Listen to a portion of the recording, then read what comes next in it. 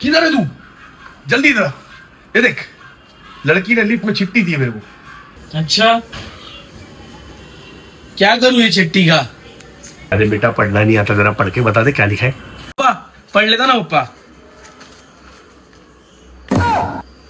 अरे पप्पा, 1 किलो चावल, 1 किलो आलू, 1 किलो प्याज, ये सब लिखिए। ये मंगा रही है तुम्हारे से पप्पा वो। ही, मैं तो समझा लव लेटर या कांटेक्ट नंबर दी होगी। किस्मत ही खराब है। अरे बाप रे बाप, ये बूढ़ों को नंबर कौन दे दिया यार? चल अच्छा है, मैं ट्राई मारता हूँ। अब देख तू। Hello, hello, I am here. कमीने, बाप को अरे पप्पा देख रहा तुमको। समझा मेरे को? हाँ? तेरी बाप हूँ तेरा मैं भी। चल।